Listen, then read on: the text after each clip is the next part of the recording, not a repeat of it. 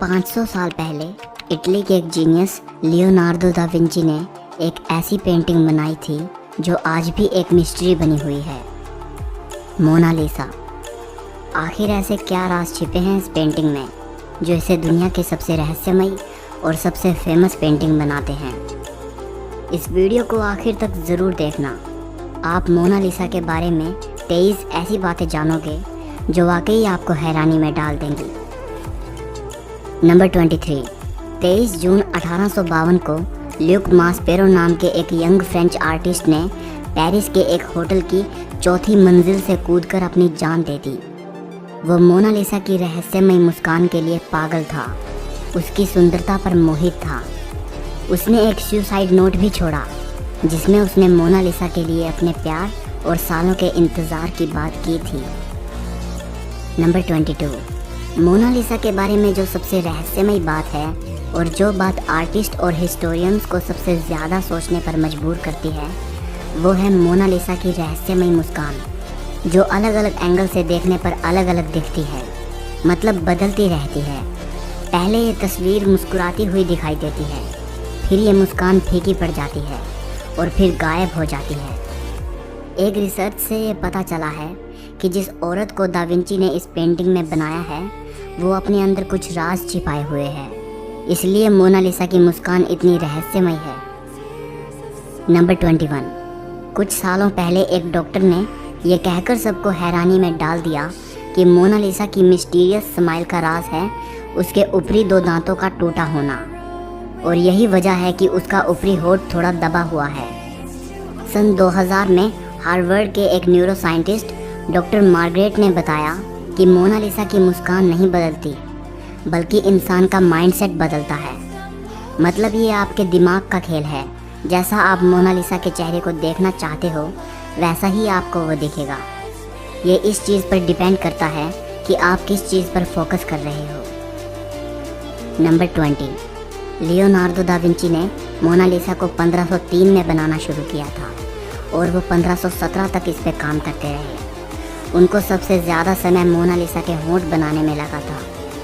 Mona Lisa के होंठ बनाने में दा विंची ने 12 साल लगा दिए थे। नंबर 19। ये बात तो सच है कि मोनालिसा एक बेहद खूबसूरत पेंटिंग है और शुरू से ही ये काफ़ी मशहूर है, लेकिन इतनी मशहूर ये कभी नहीं थी जितनी कि ये तब हुई जब इसे पेरिस के लूव्र म्यूज़ियम से चुरा लिया गया। नंबर 18। दुनिया की सबसे मशहूर पेंटिंग को दुनिया के सबसे बड़े म्यूज़ियम से चुरा लिया जाना एक बड़ी हैरान कर देने वाली घटना थी, लेकिन उससे भी ज़्यादा हैरान कर देने वाली बात तो ये है कि इसके चोरी के इल्ज़ाम में जिस आदमी को शक के घेरे में लिया गया वो थे हमारे एक और महान पेंटर पाब्लो पिकासो। जी हाँ, शुरुआत में पाब्लो पिकासो पर इसे चोरी करने का इल्ज़ाम लगा, लेकिन बाद में काफ़ी पूछताछ और इन्वेस्टिगेशन के बाद उनसे ये आरोप हटा लिया गया। नंबर 17। वो कौन इंसान था जिसने मोनालिसा को चुराया था? 1911 में 21 अगस्त के दिन इसे चुराया गया, लेकिन उस दिन इस चोरी की तरफ किसी ने ध्यान नहीं दिया और इसे अगले दिन नोटिस किया गया। लूव्र म्यूज़ियम को इन्वेस्टिगेशन के लिए 1 हफ्ते के लिए बंद कर दिया गया, इस कन्फ्यूजन की वजह से कि शायद पेंटिंग को म्यूज़ियम में ही कहीं और रख दिया गया होगा। बाद में पता चला कि मोनालिसा को लूव्र म्यूज़ियम के ही एक वर्कर विंसेंजो पुरुगिया ने चुराया था। वो म्यूज़ियम के एक छोटे से कमरे में छिप गया। म्यूज़ियम के बंद होने के बाद वो पेंटिंग को कोट में छिपाकर फरार हो गया। नंबर 16। विंसेंजो इटली का एक देशभक्त नागरिक था। उसका ये विश्वास था कि लियोनार्दो की ये पेंटिंग उनके देश में वापस आनी चाहिए और इसे इटली के म्यूज़ियम में दिखाया जाना चाहिए। 2 साल बाद विंसेंजो को तब पकड़ लिया गया जब वो मोनालिसा को लेकर इटली के फ्लोरेंस शहर के आर्ट म्यूज़ियम के डायरेक्टर को इसे बेचने जा रहा था। 2 हफ्तों तक मोनालिसा को इटली के उसी म्यूज़ियम में रखने के बाद 4 जनवरी 1914 को वापस से पेरिस के म्यूज़ियम में लाया गया। विंसेंजो को उसके क्राइम के लिए 6 महीने की जेल हुई, लेकिन इटली ने उसकी देशभक्ति के लिए उसका स्वागत किया। नंबर 15। मोनालिसा की एक जुड़वा पेंटिंग भी मौजूद है जो बिल्कुल लियोनार्दो दा विंची की मोनालिसा जैसी ही दिखती है। कहा जाता है कि दूसरी पेंटिंग को दा विंची के टाइम में ही उनके एक स्टूडेंट फ्रांसिस्को मेल्ज़ी ने बनाया था। ये दूसरी पेंटिंग स्पेन की राजधानी मैड्रिड के प्रादो म्यूजियम में रखी है। नंबर 14। आज तक ये बात रहस्य है कि मोनालिसा कौन थी, मतलब दा विंची ने ये किसकी तस्वीर बनाई थी, ये कौन औरत थी। ज़्यादातर स्कॉलर्स का ये मानना है कि इस पेंटिंग में जो तस्वीर है वो लीसा घेरार्दिनी की है, जो कि फ्लोरेंस की एक इटालियन औरत थी। लेकिन एक थियोरी ये भी कहती है कि मोनालिसा लियोनार्दो दा विंची की खुद की तस्वीर है, मतलब उन्होंने इस पेंटिंग में खुद को एक औरत के रूप में बनाया था। नंबर 13। इस खूबसूरत पेंटिंग को नुकसान पहुंचाने की कई कोशिशें हो चुकी हैं। 1956 में एक बोलीवियन टूरिस्ट ने मोनालिसा पर एक पत्थर फेंका था, जिसकी वजह से मोनालिसा की बाएं हाथ की कोहनी के पास एक छोटा सा निशान आ गया था। बाद में इसे रिस्टोर कर दिया गया, लेकिन निशान अब भी हल्का दिखता है। इससे पहले एक व्यक्ति ने इस पेंटिंग पर एसिड फेंका था।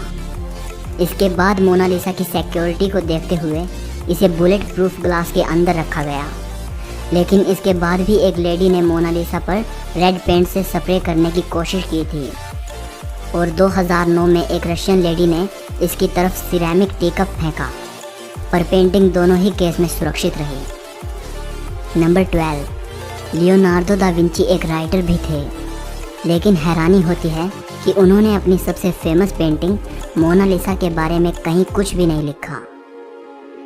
नंबर 11। सेकेंड वर्ल्ड वॉर के टाइम मोनालिसा को 6 बार अपनी जगह से बदला गया, ताकि ये बेशकीमती पेंटिंग जर्मन नाजियों के हाथों में ना चली जाए। नंबर 10। लियोनार्दो के ही एक स्टूडेंट ने 1514 से 1516 के बीच मोनालिसा का एक न्यूड वर्जन भी बनाया था, जिसे मोना वेना कहा जाता है। इसके हाथ और बॉडी की पोजीशन बिल्कुल लियोनार्दो की मोनालिसा जैसी ही है। कहा यह भी जाता है कि शायद इसे भी लियोनार्दो दा विंची ने ही बनाया हो। ये पेंटिंग पेरिस के कोंडे म्यूजियम में रखी है। नंबर 9। लियोनार्दो ने मोनालिसा को पेंट करने में 30 से भी ज़्यादा लेयर्स का इस्तेमाल किया था, और उनमें से कुछ लेयर्स तो एक इंसानी बाल से भी बारीक थी। नंबर 8। मोनालिसा दुनिया की मोस्ट वैल्यूएबल पेंटिंग है। गिनीज वर्ल्ड रिकॉर्ड के अनुसार मोनालिसा हिस्ट्री की हाईएस्ट वैल्यूएशन वाली पेंटिंग है। 1962 में इसकी कीमत $100 मिलियन आंकी गई थी। 2019 में ये $700 मिलियन के आसपास है, लेकिन फ्रेंच हेरिटेज लॉ के अकॉर्डिंग इसे बेचा और ख़रीदा नहीं जा सकता, क्योंकि ये पब्लिक के लिए है। नंबर 7। 1519 में दा विंची की मृत्यु के बाद मोनालिसा फ्रांस के राजाओं के प्राइवेट कलेक्शन का हिस्सा बन गई। फ्रेंच रिवॉल्यूशन के बाद मोनालिसा को पेरिस के लूव्र म्यूजियम में रख दिया गया। ये पेंटिंग नेपोलियन को इतनी पसंद आई थी कि कुछ समय के लिए उन्होंने इसे अपने बेडरूम में लगवा दिया था।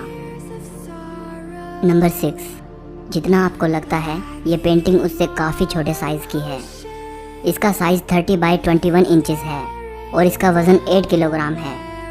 दा विंची ने इसे पेपर और कैनवस पर नहीं बनाया था, बल्कि पॉपुलर की लकड़ी के पैनल पर ऑयल पेंट से बनाया था, और इतनी खूबसूरती से बनाया था कि इस पर ब्रश के निशान देखना बेहद मुश्किल है। दा विंची के टाइम में कैनवस और पेपर मौजूद थे, लेकिन उस वक्त के पेंटर ये सोचते थे कि छोटी पेंटिंग के लिए लकड़ी का यूज़ करना ही सही रहेगा। नंबर 5। जब आप इस पेंटिंग को देखते हो तो आप पाओगे कि मोनालिसा की आईब्रोज और आई लैशेज नहीं दिखती। अब सवाल उठता है कि लियोनार्दो दा विंची ने मोनालिसा की आईब्रोज और आई लैशेज क्यों नहीं बनाई। 2017 में एक फ्रेंच इन्वेंटर पास्कल कोट ने हाई रिजोल्यूशन स्कैन से ये पता लगाया कि दा विंची ने मोनालिसा की आईब्रोज और आई लैशेज बनाई थी। उसने बताया कि ये टाइम के साथ धीरे धीरे गायब हो गई, शायद ओवर क्लीनिंग की वजह से। नंबर 4। पैरानॉर्मल क्रूसिबल नाम की एक वेबसाइट ने यह दावा किया था कि मोनालिसा की पेंटिंग में एलियन छिपा है। कहा गया कि अगर इस पेंटिंग को लेफ्ट साइड से मिरर के साथ जोड़कर देखा जाए तो एलियन जैसी आकृति बनती है। ये बात तब सोचने पर मजबूर करती है जब एक और थियोरी सामने आती है, जिसमें यह कहा गया कि दा विंची ने इस पेंटिंग के लेफ्ट साइड में बड़े ही सीक्रेट तरीके से एक मैसेज छिपाया है। थियोरी बताती है कि पेंटिंग में इटालियन भाषा में लिखा गया है ला रिस्पोस्ता सी ट्रोवाकी। इसका मतलब है द आंसर इज़ हेयर, यानी उत्तर यहाँ है। हालांकि इस थियोरी में कितनी सच्चाई है इसकी कोई पुष्टि नहीं की जा सकी और ना ही मैं इसके सच होने का कोई दावा करता हूँ। नंबर 3, मोनालिसा के फ़ैन दुनिया भर में हैं। इस पेंटिंग पर बहुत सी पोएम्स भी लिखी जा चुकी हैं और सॉन्ग्स बन चुके हैं। जब से इसे पेरिस के लूव्र म्यूज़ियम में रखा गया है तब से इसे वहाँ लव लेटर्स मिलते हैं, चाहने वालों की तरफ से फ्लावर्स मिलते हैं। नंबर 2, मोनालिसा को इंग्लिश में मोनालिसा लिखा जाता है, लेकिन इसकी सही स्पेलिंग ये है।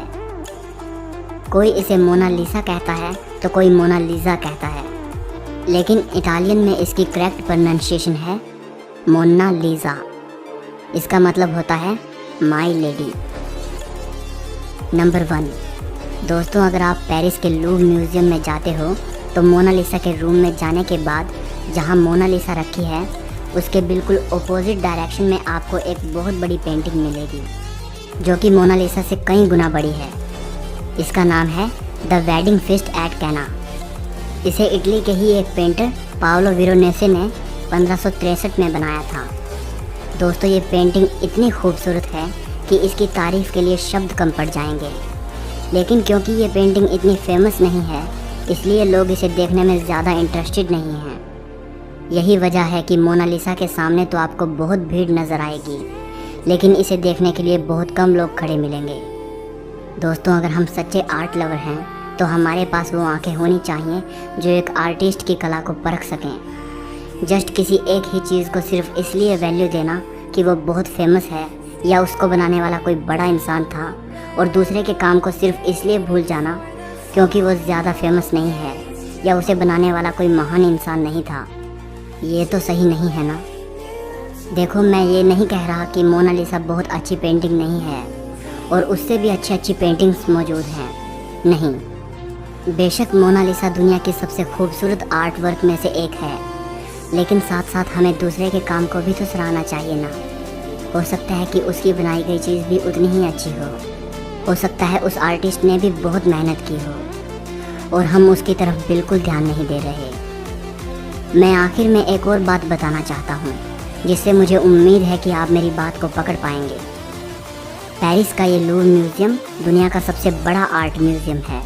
इसमें 35,000 हिस्टोरिक ऑब्जेक्ट्स रखे हैं, लेकिन ज़्यादातर लोग सिर्फ मोनालिसा को देखने आते हैं और उसके सामने सेल्फी लेकर चले जाते हैं। तो इस वीडियो के लिए इतना ही। अगर आपको ये वीडियो पसंद आई हो तो लाइक और शेयर ज़रूर करना। कमेंट करके इस वीडियो के बारे में अपनी राय देना। और अगर आप हिस्ट्री और फिलोसफी से जुड़ी ऐसी ही अमेजिंग वीडियोस देखना चाहते